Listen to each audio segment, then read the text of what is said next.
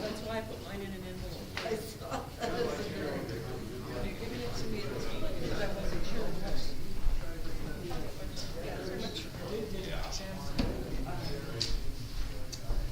Yeah, I'll be here.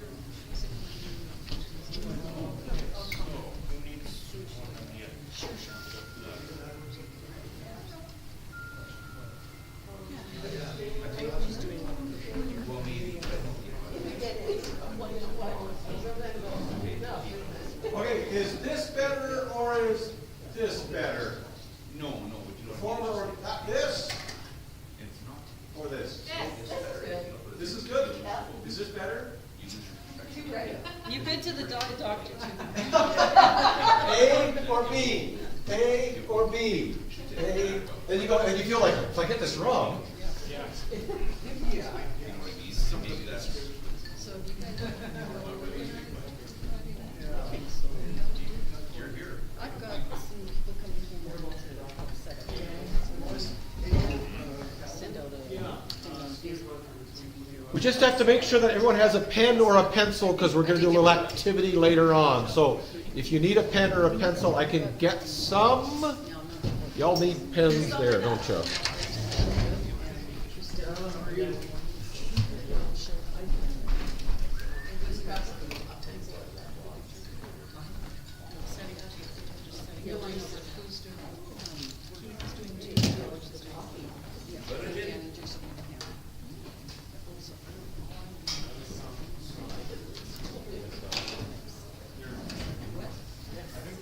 Slacking off. No, you're not slacking. No. I've got lots here. Okay. We got a pen. We got one here. Two.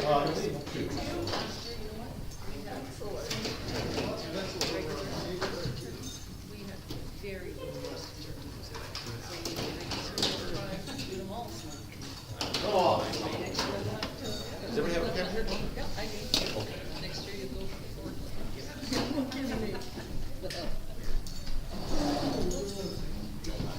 All right. Good evening, everyone. And for those of you who are with us online, good evening as well to you. Sorry I didn't put the notes up today. I got 5 things going and they all kind of, well, there's only, it's hard to drive with 5 lanes when you've only got 2 lanes, but sometimes it feels like that. That's what the ditches are for. That's absolutely. So they say that there are 2 kinds of people in the world, those who say there are 2 kinds of people and those who don't, which is the paradox in itself. Before we begin, I want to clarify about the two kinds of holidays within Judaism. There's what's called biblical holidays, that is like Passover, Yom Kippur, the ones that are instructed. On this day you shall do this, you shall not do that. We find them in Leviticus and in Exodus. And then there's what's called rabbinical holidays. And rabbinical holidays are the ones not instructed in the text, but are reflected in the text. So Purim, right? There's no instruction in the Old Testament to celebrate Esther. But the rabbi said, we should celebrate this. So can you think of a biblical holiday that we celebrate that is instructed? Yeah, communion would be, but it would be a celebration that's instructed. Yeah, good. Any other ones that we're actually instructed to have? Not really. Are there any ones that we celebrate that are in Scripture that we choose to celebrate? Christmas, absolutely. Yeah, we're not instructed to celebrate Christ's birth, but we are given the freedom to do so. So we kind of have these rabbinical holidays as well. Your birthday is, an extra kind of holiday, so that fits. So what we're going to look at tonight are two rabbinical holidays that are reflected in Scripture, but also predominantly in the history of Israel. And then we'll look, as we move into Passover and Yom Kippur, we'll look at more biblical, so to speak, holidays. Not that these are anti-biblical holidays, but they're not instructed. So today we're going to look at two holidays. One is the saddest day of the year, and one is the happiest day of the year.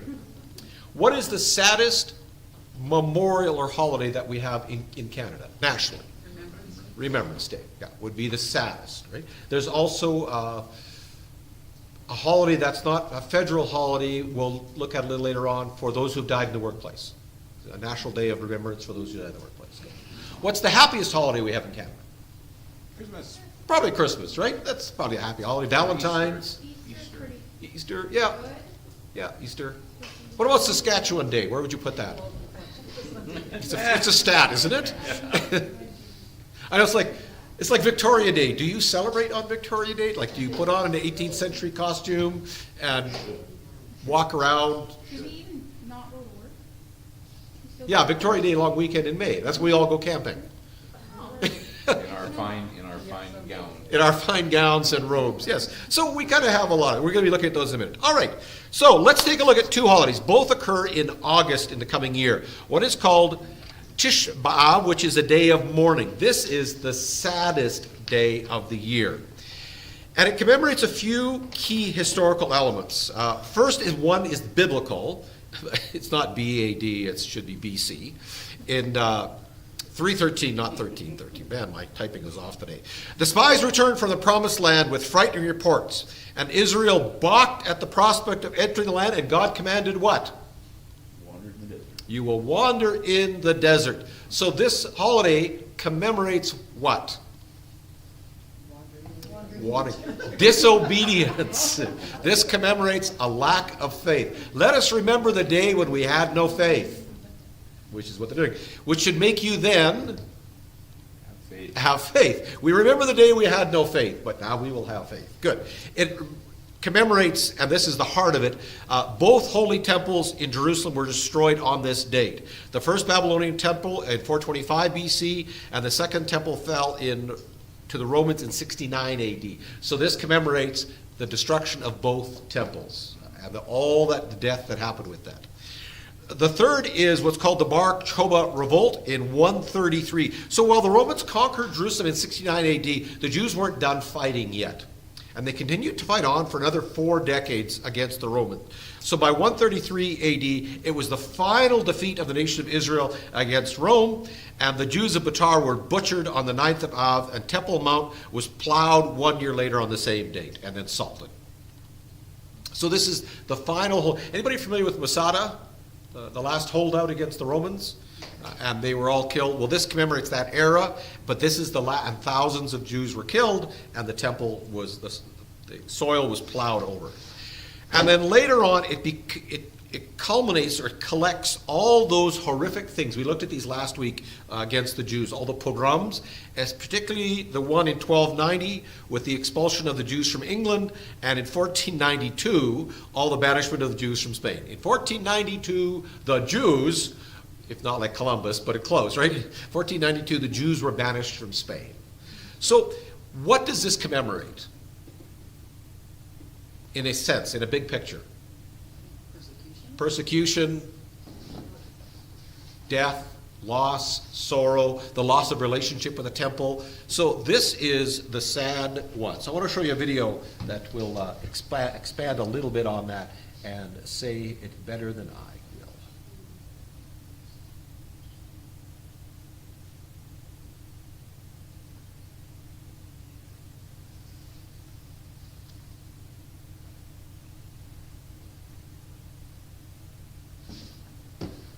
If it says it, if it ever gets to it. I should have pulled these up. There we go.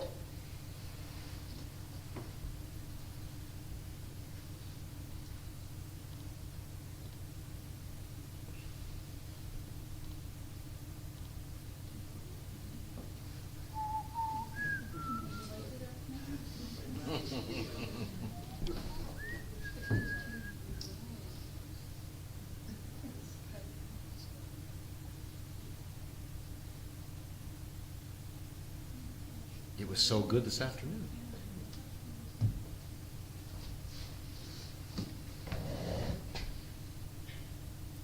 Hang on, kids.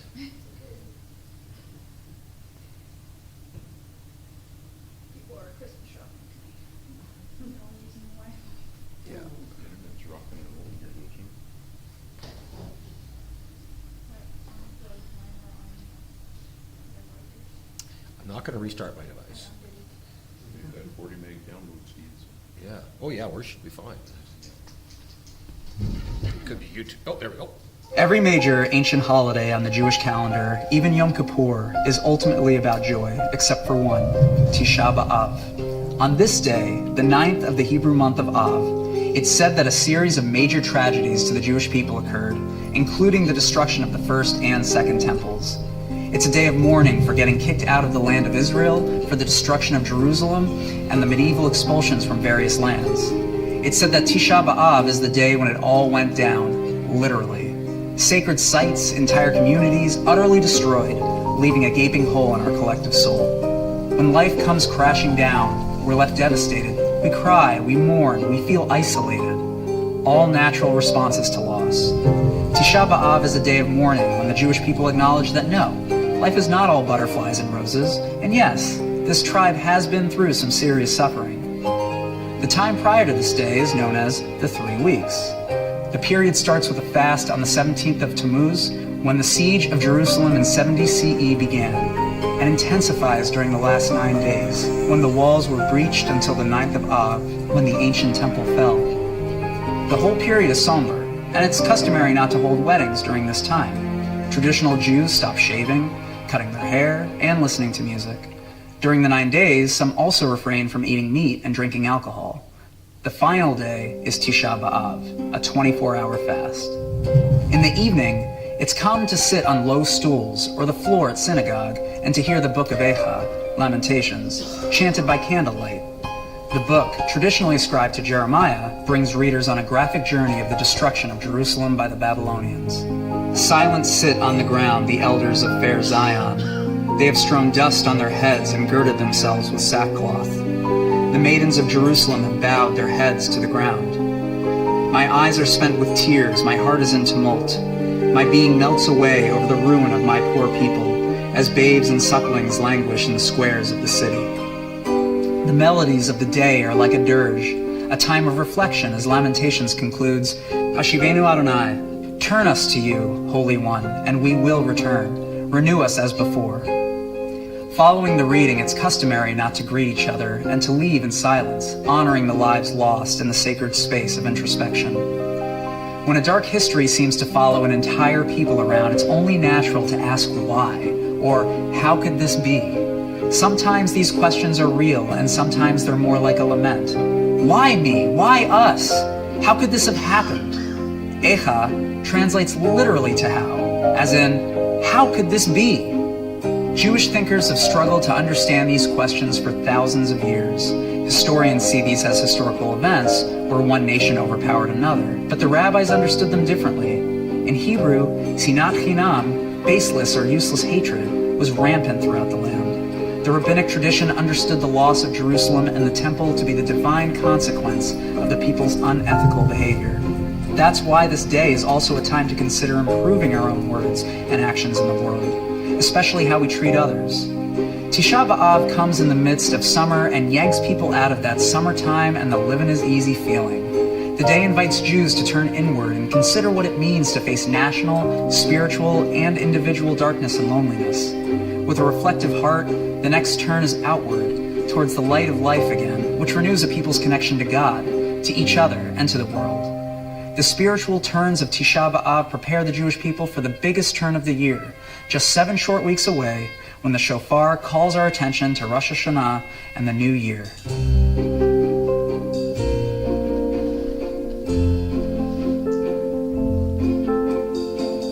I like these bim bam people.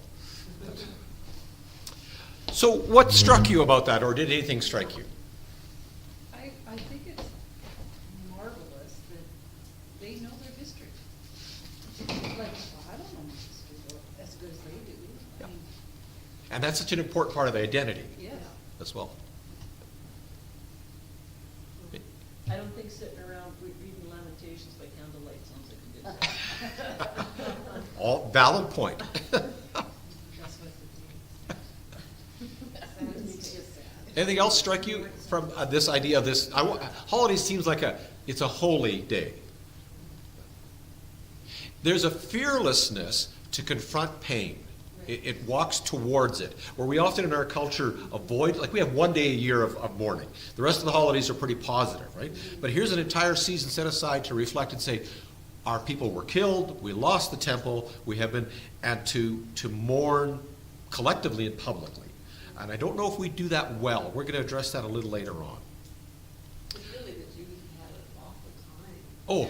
And it is never ending. To this day. It's been forever and it will be forever. So Yeah. really it's great that they do reflect on that because it's so real for them. Yeah, very much so. Why? Why? Yeah. Well, let's talk about some of the traditions of that day. It begins, of course, at sunset, and here are some of the more stringent rules that we had. First off, of course, it's a fast, so no eating and drinking. And here's the old favorite, no wearing leather shoes. Why? I looked this up today. I was curious, because leather shoes are comfortable and luxurious. So we wear that which makes us uncomfortable. So people, one of the articles, they often come to synagogue in flip-flops or, uncomfortable shoes. But leather speaks of luxury and comfort and well-being. So if you have leather shoes on today, you are luxurious in your dress. No bathing or washing, no applying ointments or creams, no engaging in any marital relationships or any form of intimacy, no sitting on a normal height chair. You sit on a low chair because you're feeling low, right? We study the Torah, which is just the sad parts. There often is a time of sending gifts as an act of kindness, but no greetings. No saying hello to anybody. No wearing fine or festive clothing. Work is permitted but discouraged. Now here's the interesting one. In very Orthodox traditions, when ritually washing hands, we know that washing hands is continual throughout the day, before meals. You pour waters on your fingers only until the knuckle joint. And while your fingers are still moist, you may wipe your eyes with them. It is not permitted to rinse your mouth or brush your teeth until after the fast. So if you're in a Chabad community, very strict community, you would avoid anything that gives you joy or pleasure. So just watch. So, of course, what about food? Well, what's the answer to that? This is a fast, so there is no food. But later on, after the fast is over, you can eat a meal before the services or a late afternoon, what's called a separation meal. Now, I was going to get Donna to prepare this, but we're going to do something more positive. The meal is bread and hard-boiled eggs dipped in ashes. So you burn wood, you dip the egg in ash. I challenge you, Donna, to make that taste. Yes, that accompanied by water, eaten alone, sitting on a low stool. So the meal would be basically coarse bread, hard-boiled eggs dipped in ashes, and water. So it is not a celebratory meal, it's mourning. I'm always amazed at how much of this eggs and bread are central to the meals. So, Well, what happens at synagogue? There are services held at synagogue where the ark has been stripped of its curtain. The lights are dimmed. The ark is a box that holds the Torah in it, holds the scrolls in it. Evening prayers are followed by, we'll look at this in a minute, and then, so it's a very, very subdued, quiet, darkened service. And what happens is Lamentations is read in Hebrew. So I want to give you a little sample of that, not all 49 minutes.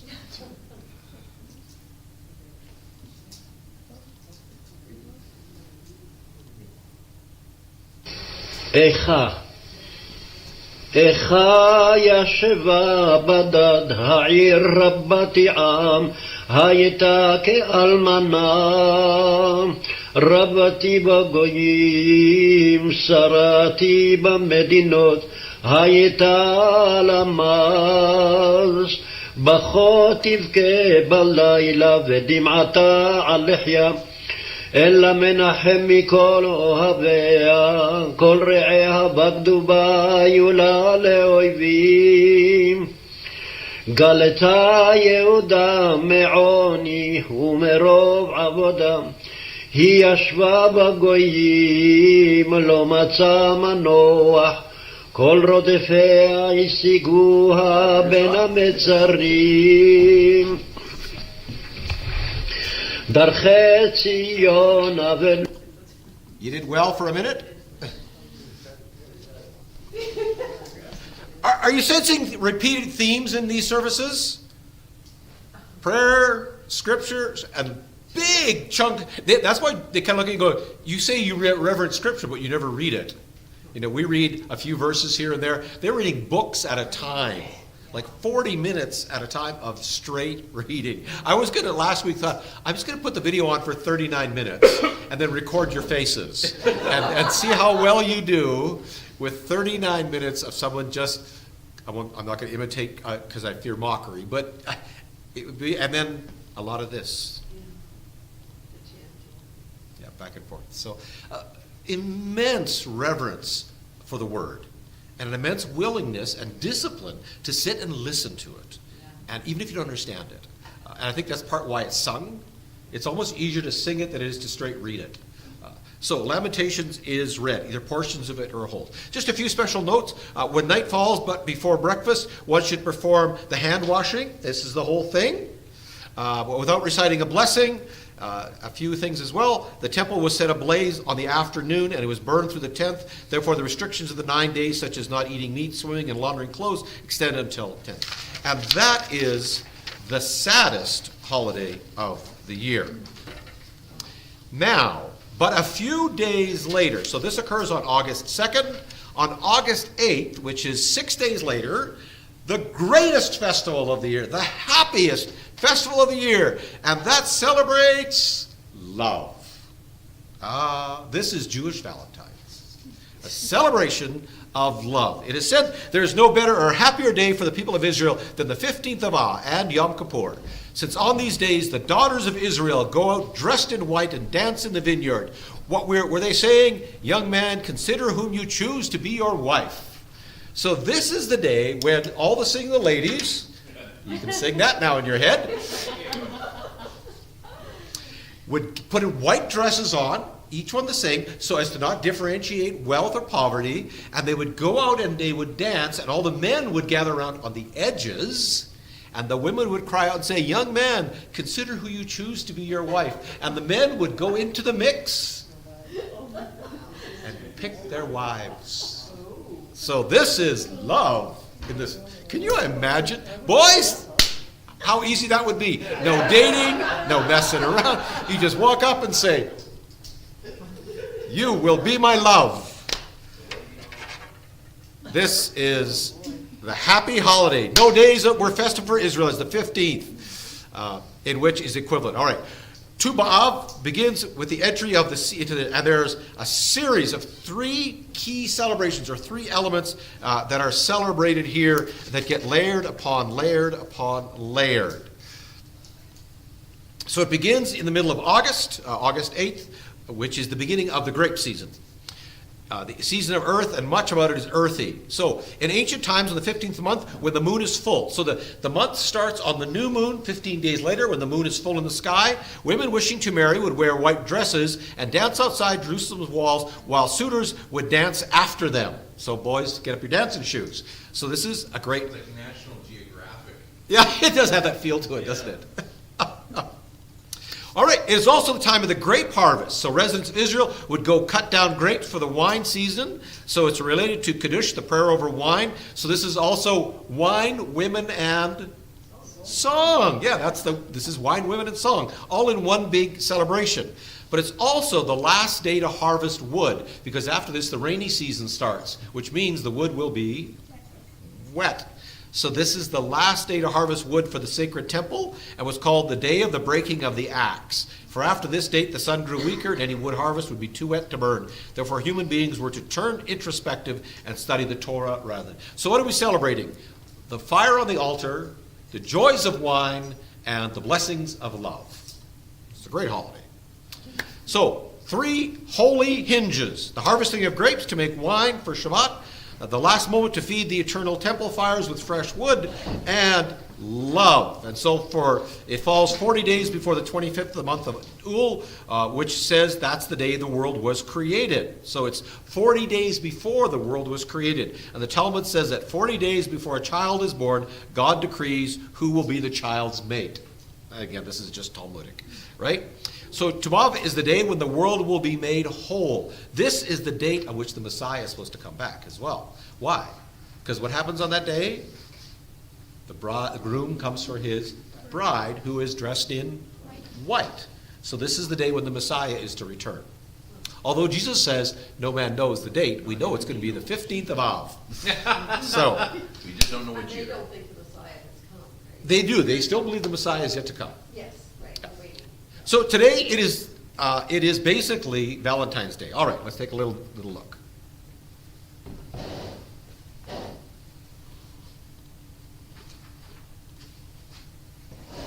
Hello, fellow students of Jewish history. Let's take a little bit of time to talk about the rabbinic holiday of Tu B'Av, which is, of course, a holiday that falls on its name, the 15th day of the month of Av. If you're wondering how Tu makes the number 15, it's the letter Tet and the letter Vav, which is 9 plus 6. And you may think to yourself, wait a second, why 9 plus 6? Why not the more logical 10 plus 5? The reason is because in printers' conventions in particular, we don't write the letter Yud and the letter Hey following it for the number 15, because that happens to be one of the names of God, and you wouldn't want to write down the name of God in vain. So that's why the convention of referring to it as Tu B'Av, 9 plus 6 equals 15, the 15th of Av has arrived. So what exactly is the deal with Tu B'Av? It is clearly a rabbinic holiday. It's not recorded in the Bible, it's recorded in the Mishnah. And here's the Locus Classicus, which is in the Mishnah Tainit 4. It's a beautiful passage. Amar Rabban Shimon ben Gamliel. Rabban Shimon ben Gamliel says, Lo hayu yamim tovin l'Yisrael kachamisha asar ba'av uchayam haKippurim. There never was any more beautiful days for the Jewish people like the 15th day of Av, or like Yom Kippur. Now you may wonder, Yom Kippur, fasting, yikes, that's like one of the best days. Well, it is, but obviously in a spiritual sense, but we're not going to go there. Let's focus on the 15th of Av. Shebahen benot Yerushalayim yotzot b'chli lavan she'ulin. Because on that day, the daughters of Jerusalem would go out wearing white clothes that were borrowed. Why were they borrowed? Shelo levayesh es mi she'ein lo, in order to not embarrass someone who did not own white clothes. Remember, in the ancient period, having multiple changes of clothes was, quite expensive and onerous. In the biblical period, it was actually fairly rare. In the Messianic period, a little more common, but still, having the right outfit, it's something you really need to have. So on this particular day, the beautiful custom was that you had to wear something that was borrowed. You had to go to someone else to get it, and that way people wouldn't feel embarrassed by not having one of their own. Kol hakelim te'unin tevila, all the clothes had to be washed in advance. Now, of course, this is a special kind of ritual washing, but nevertheless. Ubenot Yerushalayim yotzot b'cholot b'krami, and the daughters of Jerusalem would go out and they would dance. They would, cholot means like they would be moving in circles in the orchards, which must have been very beautiful. Mahayu omrot, and what would they say? Bachur, young man, sa na enecha ur'eh, mi ata borer lach. Lift up your eyes and see, who would you choose for yourself? So obviously this is kind of like a sort of a romantic event, and you wonder how that would play in the modern day. I don't know, but we're just reading the Mishnah, right? Al titein enecha banoi. Don't look at beauty. Tein enecha b'mishpacha. Look rather at family. Look at where these girls come from. Look at who their parents and their grandparents and so on are. The Gemara has lots of interesting things to say about this afterwards. Sheker achein behevel yofi, isha yiras Hashem hiti salal. In reality, charm is vain and beauty is meaningless. A woman who fears God, she should be praised. And then the Mishnah goes on to talk about this in further aid. So it seems that on the 15th of Av, there was a great deal of celebration, especially coming after the 9th of Av, which would have been a day of tremendous sadness. The 15th of Av is a tremendous release and happiness, women going out into the orchards, beautiful things. So the Gemara, after this Mishnah, discusses 6 historical events associated with this date that justified it for this particular celebration. Let's go through those. I've reordered them slightly to make sure they are in chronological order, because historians generally like to move in a kind of linear fashion. So first of all, the tribes were allowed to intermarry. If you recall the discussion of daughters of Tzalafchad, when they go to Moses and say, we want to have our inheritance, our father did not have any sons, and we should inherit as well. So there was a discussion there that, yes, they would inherit, but in order to keep the tribal distinctions intact, they would marry within their own tribe. But this presupposes that they had been allowed to marry outside of their tribes before that. So that date of being allowed to marry outside the tribes would have been on the 15th of Av, according to the Talmud.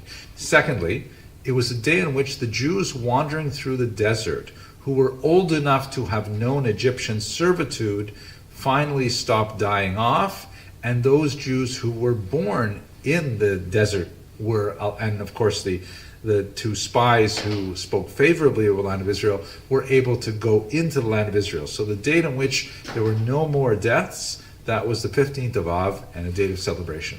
Third, it was the date of the reintegration of the tribe of Benjamin after their exclusion from the body politic of the early ancestors of the Jewish people, as described in Shoftim 21, the book of Judges, chapter 21.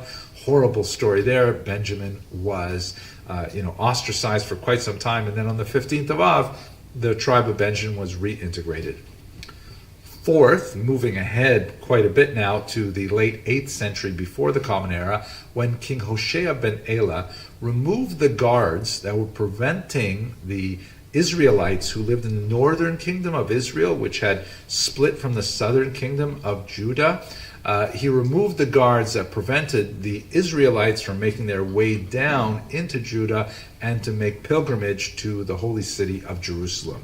Under an earlier king, Yeravam ben Nevat, there was a ban placed on Israelites making their way down to Jerusalem, and this was finally lifted on the 15th of Av. Number 5, this is again moving forward another 900 odd years, when you get to the Bar Kokhba rebellion. During the Bar Kokhba rebellion, which was horribly and brutally put down by the Romans, only after tremendous difficulty, however, there was one final battle at a place called Beitar.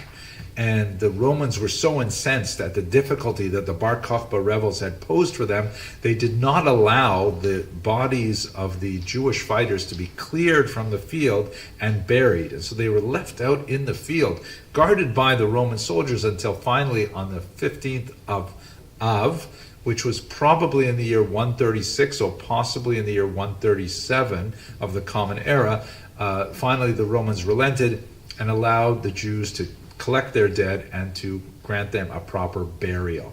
This is, by the way, also memorialized in the Grace After Meals. The blessing Hatov V'Hametiv is also composed in honor of being able to bury the last rebels of Bar Kokhba. And then finally, This date, the 15th of Av, is the last date when wood would be chopped for the temple. And the reason provided is because it happens to be the summer solstice, meaning that every day after the 15th of Av, the days get shorter, and the rabbi said there's not going to be enough sunlight on each successive day to properly dry out the wood so that it would be ritually fit for the temple. And so therefore this was a celebratory day. It completed another cycle of chopping the wood for the temple, and those are the 6 historical reasons. I probably should have put that one actually, on the 5th reason, because that would have predated the Bar Kokhba revolt. By the time Bar Kokhba rebelled, the temple was already destroyed, but oh well, I already recorded it. So that's the 6 historical events that are associated with this particular date. I hope you found this interesting. Thank you very much for watching. I love it. I should have, but it's Too okay. late. Too late now. Long list of awards and accomplishments. So that's actually Alex's birthday. Oh, well, there we go. Even better. Alex's birthday is Jewish Valentine's Day. That's right. So there's a lot of reasons to celebrate. Those who wandered in the desert, that was the end of the wandering in the wilderness. They're allowed to marry between tribes again. Benjamin has been restored after their journey in Judges. The wood was coming on. The northern tribes now are allowed to come down to Jerusalem to worship. And there is a 7th one. They say that the nights now are longer, so it allows more time for Torah study. And of course, they had, by the way, the bodies have been out for over a year on the battlefield. Ooh. And the Romans had guarded them for a year, and now they were allowed to bury their dead. So, Yikes. if we have one good reason to celebrate, we now have 7 good reasons, or 6 good reasons to celebrate. We celebrate marriage, we celebrate the reunion of our tribes together, we celebrate wood, we celebrate all the good things. This has now become, however, within modern secular Judaism, more romantic holiday, more tied to Valentine's than anything else. It's a day for matchmaking, matchmaker, make me a match. That's how it happens. Weddings and proposing. So I just want to show you one. Fiddler on the Roof too? That's Fiddler on the Roof. Tradition. Tradition. I'll do this as short. I won't do all 7 minutes. I just want you to get a taste for it. The Talmud states in Tractate Tainus, never were there more joyous days for the Jewish people than the 15th of Av and Yom Kippur. But what's the story with... Here we go. Die Joni vom Better und das gewähren leiachtere Gruben bei Sacheni, gewohnt gekommen Likwur, wie Kajitzi Base, Biachad im See ist aber echt dort der Tam. Und der End von der ersten Teil, Abi Kolo Mese Misbar, wo das gewähren noch beschnass Arboim, bei Jeson ben Midbar. Ich schien damals gewähnt der Tam, was der More rechnet uns als der Tam, was mir soll sein der Jontef von die Chamischos und Bior. Apel Pekenis, Mide, der Bede, zugekommen noch Timing, wie die Gemorre rechnet ist, 5, 6 Timings. It sounds like German, doesn't it? It is. It's Yiddish, but it sounds like German. Joni, were you able to pick up any words? Doesn't sound like, yeah, it's an interesting mix.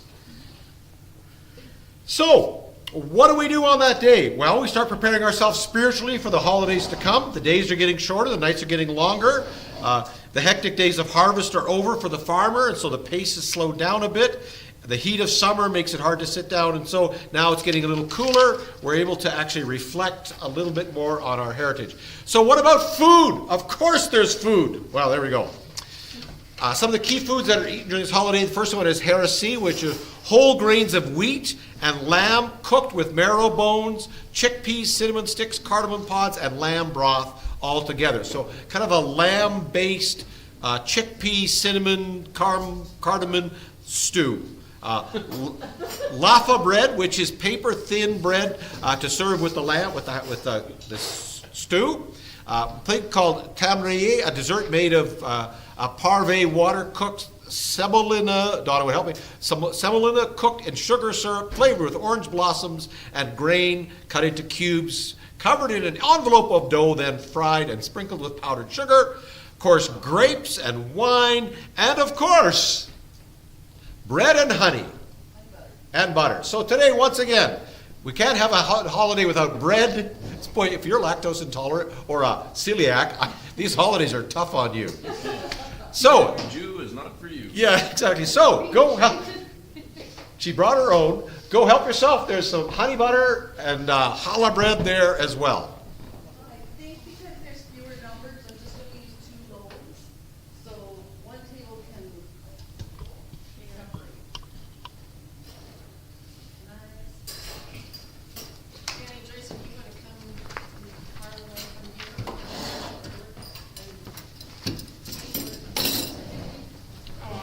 Maybe kind of and butter. I don't have another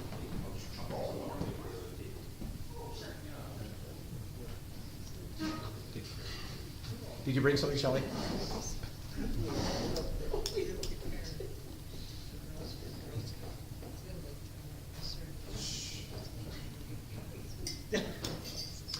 So while you're doing that, I'm just going to go through what Tubav addresses. It addresses some key understandings about life and nature and who we are. The first thing it addresses is, what is beauty? You know, we often say beauty is in the eye of the beholder, all that kind of thing. Because this is about weddings and marriage, we often think of, the dancing maidens where the young men lift up your eyes to see who you choose for yourself. But the follow-up line is this: do not set your eyes toward beauty, but set your eyes towards a good family. The rabbis understand that this event, which occurred on the 15th of Av, is a reference to something of lofty nature, not a simple matchmaking event.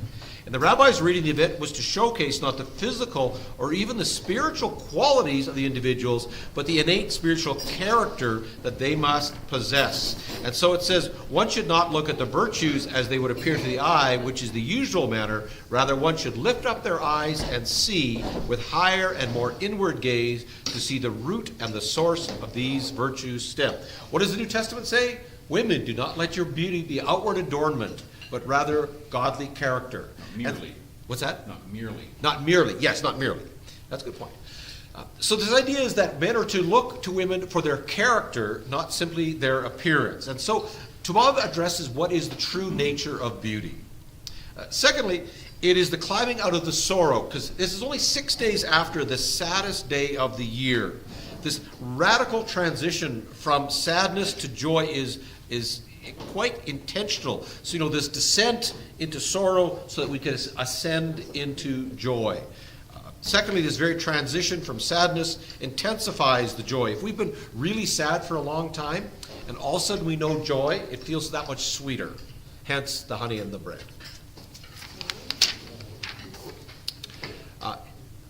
Next, it addresses the issue of what does it mean to cleave as one. We talk about marriage. A man shall leave his mother and father, and the wife her parents, her family, and the two shall be as one.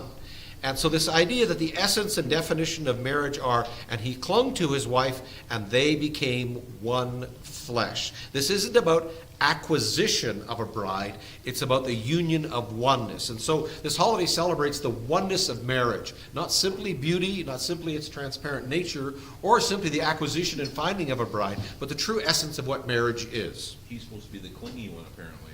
Yes, he is to cling to her, yes. It's also a reminder of life in the garden. This is the 7th blessing. Why is the wording of the marriage blessing? Within the marriage ceremony, the rabbi says, he who creates joy for your creation in the Garden of Eden from the beginning. And so this idea that we are reminded that joy was originally God's design, and marriage is a reflection, and this holiday is a reflection of God's intention and God's design for us as people. Nextly, what is life's mission? What is the purpose? It's interesting. One of the parameters for biblical obligation, remember we talked about erecting a fence around the top of the roof? Well, this comes into play now. The rabbis then drew a spiritual parallel. It is crucial to appreciate the profound impact of marital life. The act of marriage for every Jew holds profound significance, both in the individual lives of the couple and in a spiritual sense. This is the point where a person embarks on their fundamental mission of creating a sanctuary for God within the earthly domain. So the fence is a reminder that marriage is a sanctuary, but not for us, but for God. We talk about the sanctuary here, a place set aside that God can be honored and revered. What is marriage? It is a sanctuary set aside by God for his glory and his purposes. So the fence was a reminder that we are to have a fence around that home is a sacred and divine place where God can be honored through all that we do. This divine illumination. But we also need safeguards and disciplines to protect ourselves, hence the fence around the roof, right? Lastly, because it occurs on the 15th of the month, the moon is now at its fullest, and this reflects that we too are to be like the moon, growing brighter with each passing season and ultimately making a dark world bright. But it's also a warning, because after the 15th, the moon starts to get darker, reflecting less light, and the warning is that we too may do the same. So that is that. And the last one is, have you ever seen a Jewish wedding? There's the big tent, the canopy over top, right? Well, what's that all about? It's reflected here on the 15th of Av. The bride's act of circling the group, so she kind of does a lap around him, embodies her overarching capacity to contribute. In other words, she contributes the fullness around him. It signifies her devotion, rooted in her encompassing qualities to establish a home based on the principles of the Torah and obedience to her. The groom, however, gives her a ring. Symbolizes his own encompassing capacity to contribute to their shared life together. Because the ring covers how much of your finger? The whole thing. It's not just a clip. It covers the whole thing, right? So his love encompasses her completely. He too commits to building a Jewish home anchored in the foundations of the Torah and obedience. So she does a little walk around him saying, my love surrounds all of you. He gives her a ring that says, my love surrounds all of you. And then on top of this is this big canopy. And the canopy complements this commitment, which the divine transcendent capacity is bestowed upon them, that all things in their life are under what? The covenantal umbrella. The covenantal umbrella. So all things are under God. So the ring, she says, my love is all around you. He says, my love is all around you. And then they look up and say, but all of this is under God. So the canopy is a really nice, like we did pergolas, right? Kind of this similar idea. I don't think we recognize the significance of it, but the idea that all things dwell under God. And of course, this holiday would not be complete without food. Food and Food's better.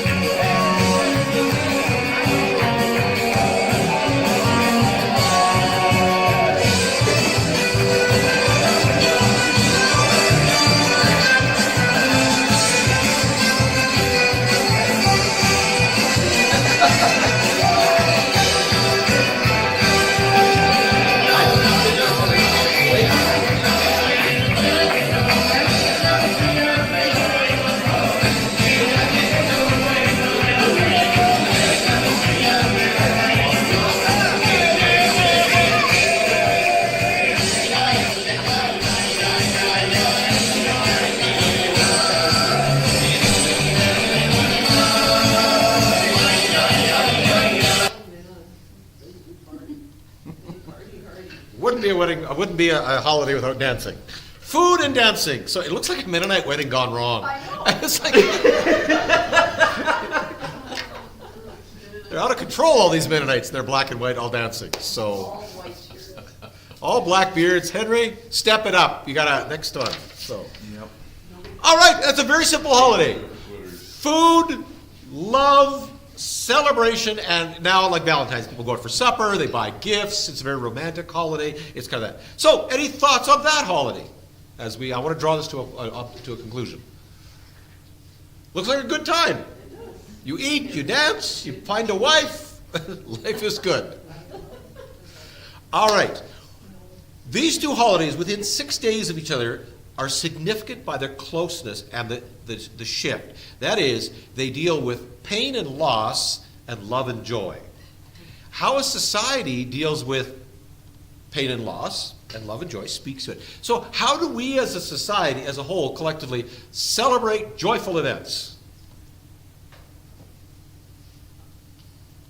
Food, dancing. Food, yeah, not on, yeah. Oh, think of a wedding, right? Food, dancing, music, Get together. gifts, get together, yeah, not uncommon, right? How do we celebrate loss and sorrow? Egg salad sandwiches. Egg salad sandwiches, yeah. And ashes. This should be in your list, right? You've got that? All right, what I'd like you to do is I'd like you to take a look at that and assign if it's a happy holiday or a sad holiday, if it's mourning or joy. These are all the national holidays in Canada. That's why I don't have birthdays in here, but as a society.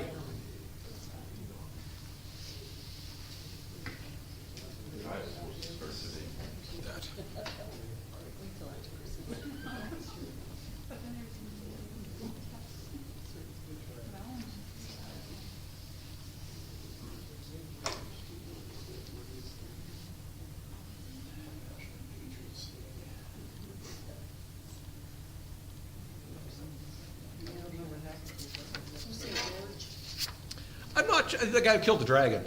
It's an English holiday. It's got to be an English national holiday. I think they're. So they felt about the dragon. Yeah, that's right.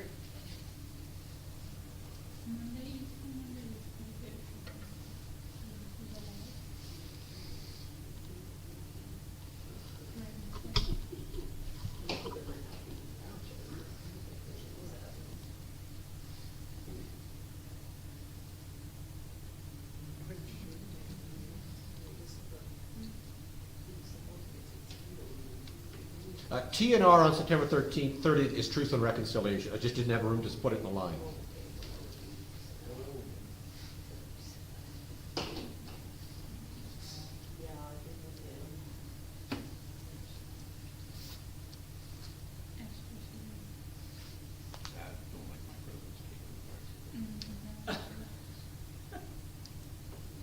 You're assuming you're going to get some presents. Anything I get that I don't have to pay for is a gift, even if it's coal. Coal is not free. This is true. It's still a gift. I'm an optimist. Yeah, February 19th is in Manitoba, Louis Riel Day, in PEI, Island Day, in Alberta, BC, New Brunswick, Ontario, and Saskatchewan, Family Day, and in Nova Scotia, they call it Heritage Day. So there's kind of a few rolled into there on that day.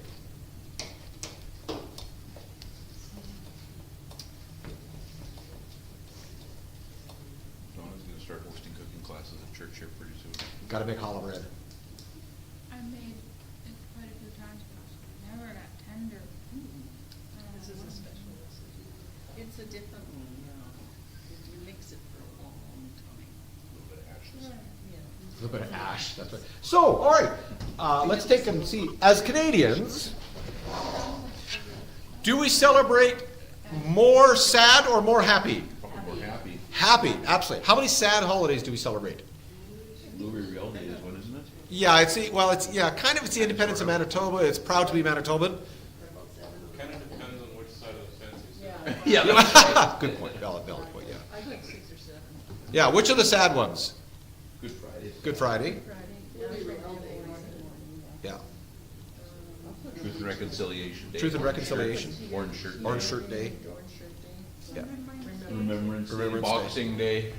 I'm sad I got all this crap and I gotta take it back. Wait, that's the day you're supposed to give gifts to your servants. So Henry and Ethan would be getting their gifts that day.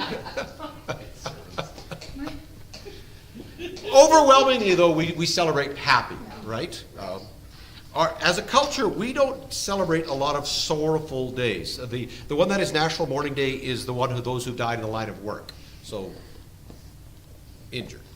All right, so what I want you to do is I want you to think now about a local level, we as a church. So I can give you a little piece of paper that's a grid, and what I'd like you to do is I'd like you to, first it says, what do we do? So how do we as a church reflect or react or respond or behave to times of sorrow and grief? And then what do we do? So for joy and happiness, if there's a baby shower, we throw a baby shower. We eat, we play games, that. So let's just do the top half first and think about how do we as a local community respond to sorrow and grief? How do we as a local community respond to joy and happiness? Or joyful events and happy events?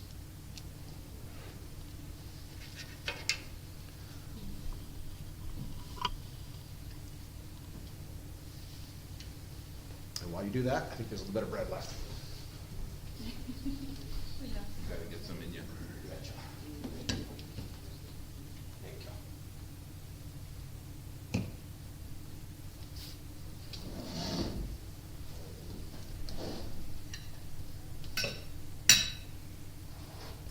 I feel like there should be music in the background here. I think we need more of that. We did one song at one time, we called it our Jewish funk polka or whatever, Jewish polka song. Instead of Uptown Funk? It's really fun. It plays on my radio all the time. Somebody sat on my wall when I'm by myself and will listen to the music and listen and listen. She'd be singing very loudly and words she has no idea what they You mean. ever listen to the Coca-Cola song? They don't know. They don't. What song is this? Vic Kifnis, he's this guy from South Africa that will just like take anything and turn it into music. Very talented. Coca-Cola. There's this guy going down the beach trying to sell Coca-Colas and he makes a whole song of it. It's hilarious. Tony knows all the words. That's how I cope with sewing. Well, Coca-Cola's worth selling too. Talk to it how shipping is normal, like they say like. He wants a drink that's normal. If there wasn't so much sugar, I'd drink Coca-Cola every day. Some people do. Yes. Ethan's dad used to drink 2-liter Coke every day. But it's still every day. That's sugar and sugar caffeine. He drinks 2 liters every day.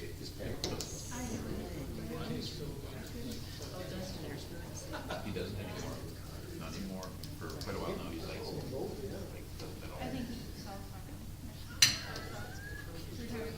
Build a boy. All right.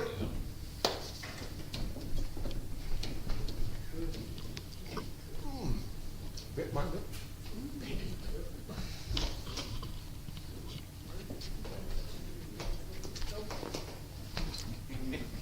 Put yourself out of work.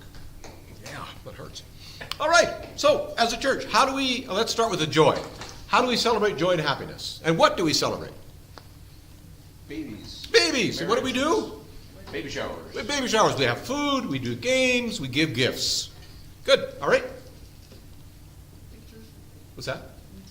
We take pictures to remind ourselves of that? Good. Never even thought of that. We laugh. We laugh together. We are together. Good, okay. What else do we celebrate that's joyful? Birthdays. We do cake. Anniversaries. We do cake. Cake. We're heavy on the cake. Bring on the cake. Weddings. We do food, right?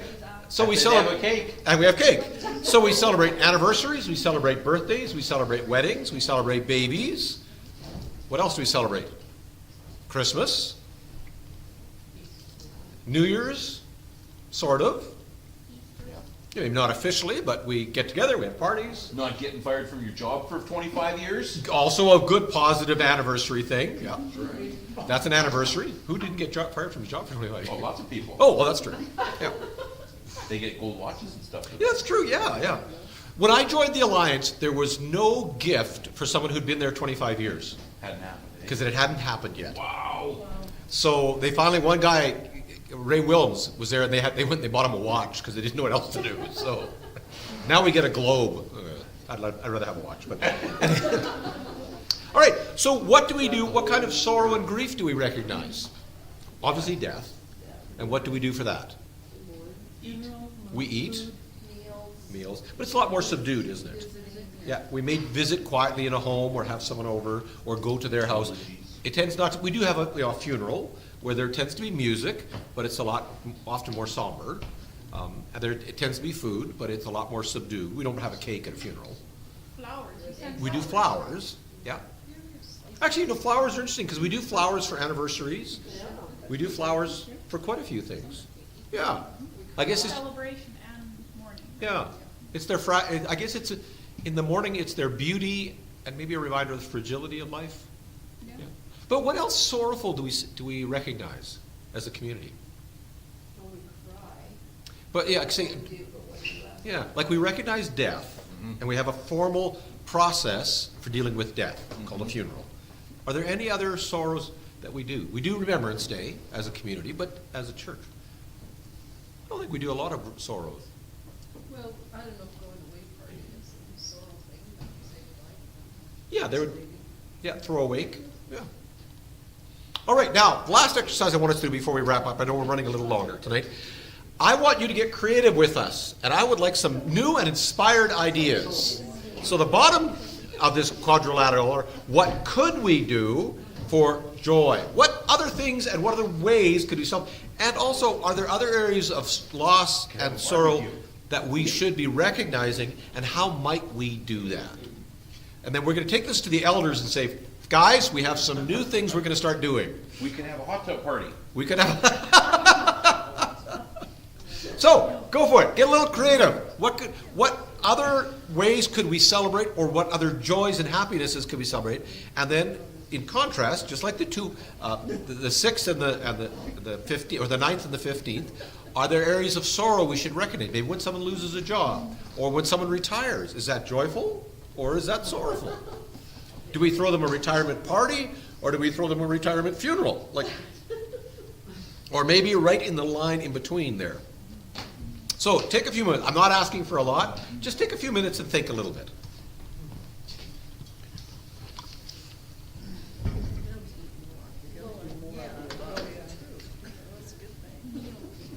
Could always fit in one more bite. Could always fit in one more bite. Why even bother cutting yourself a thin slice? You know you're gonna go back for another one. Just save yourself. Razor thin. Then you get more butter on it. Yeah, you can make isn't that a donut? It's like a small cake with a lot of icing. Tim Hortons has Bailey's cream donuts. I'm sure it's baked. Please don't eat and drive. Yeah.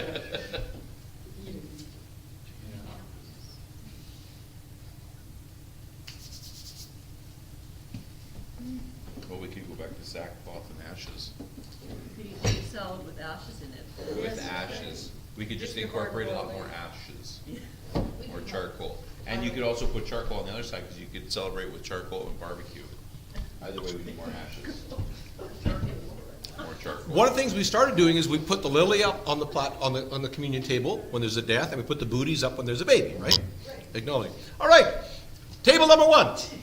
Donna wouldn't want to clean up after the ashes. What could we do to celebrate more? All right, what can we do to be sad more? Table number 2. All right, what are you guys thinking?